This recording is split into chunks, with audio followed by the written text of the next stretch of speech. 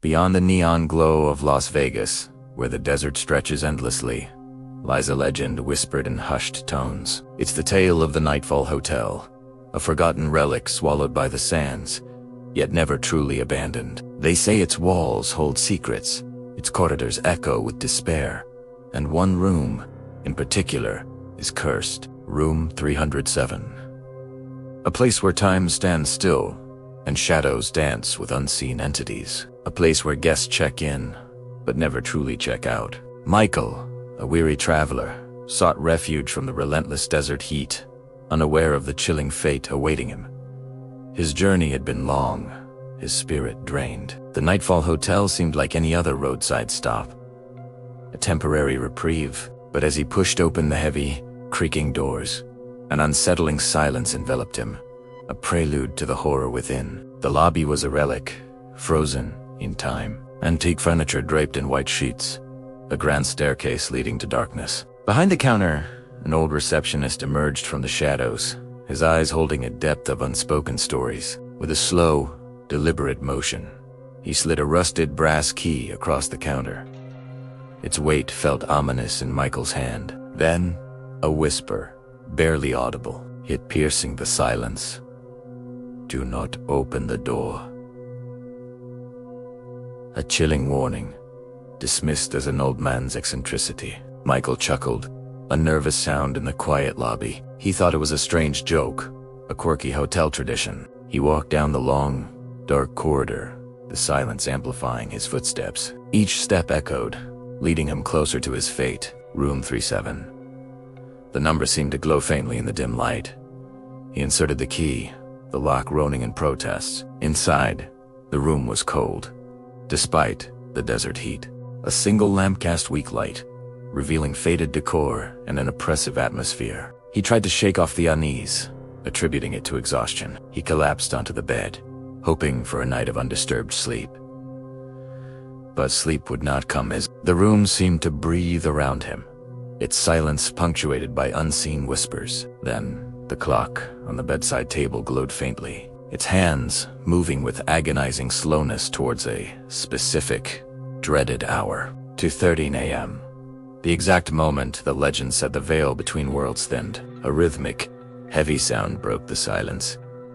Nah, nah, nah, nah. It came from the door, not a gentle tap, but a deliberate, heavy thud, echoing through the room. Michael's heart pounded. He slowly, cautiously, approached the door, his hand hovering over the peephole. He peered through, his breath catching in his throat. A distorted, blurry figure stood on the other side. A woman. Her long, black hair cascaded over her face, hiding her features, yet her presence was undeniably chilling. Then, a detail that froze his blood. Her feet. They hovered inches above the worn carpet, defying gravity, defying reality. Michael stumbled back, his mind reeling. The receptionist's warning echoed in his ears. This was no joke. The knocking intensified, growing louder, more insistent, as if the entity outside sensed his fear, his realization. Suddenly, the knocking ceased. A chilling silence descended, more terrifying than the noise. Then, a slow, deliberate creak. The door slowly, silently, began to open inward. A sliver of darkness appeared, growing wider, revealing the corridor beyond. And there she was, standing in the doorway, the ghostly woman. Her head slowly lifted, revealing her face. Her eyes. They were not eyes, but voids of absolute darkness, consuming all light, all hope. A silent scream tore through Michael's mind. The air crackled. The single lamp in the room flickered wildly. 10 exploded, plunging the room into near total darkness. Only the faint, eerie glow from the corridor remained, casting the woman's silhouette in stark relief against the gloom. A cold, unseen force pushed the door wider. A tendril of black, smoke-like shadow slithered under the door, a living entity. It snaked across the floor, reaching for Michael, who scrambled backward, desperate to escape its icy grasp. He stumbled into the small bathroom, slamming the door shut, a futile attempt to barricade himself from the encroaching horror. He leaned against the door, panting, his eyes darting around the cramped space. The silence was deafening.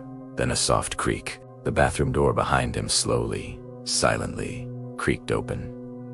He turned, his blood running cold. She was there, already inside, her pale face inches from his, her black eyes staring into his soul. A cold whisper, devoid of warmth or life, brushed against his ear. Too late. The last words Michael would ever hear. Then, an abrupt, terrifying silence. A sudden, jarring cut to absolute black. Michael was gone. Daylight. The harsh desert sun streamed through the hotel windows, illuminating the dust and decay. Hotel staff, looking bewildered and uneasy, stood at the doorway of room 37. The room was empty. No sign of Michael, no struggle, just an eerie stillness. Another disappearance, another mystery for the Nightfall Hotel. Then, a chilling discovery. On the wall, scrolled in what looked like dark, dried blood, a message. The door was opened. A stark, terrifying confirmation of the legend. A warning to all who dared to ignore it. Back in the lobby, the old receptionist stood, unchanging, timeless. A new guest approached the counter, seeking a room. The receptionist's eyes met the new guest's, a flicker of ancient knowledge in their depths. He reached for a key. The cycle continues. The Nightfall Hotel waits, its doors always open, its secrets forever guarded by the restless spirits within. As the clock ticks, the shadows lengthen, and the hour of 2:30 a.m. approaches once more. The legend lives on.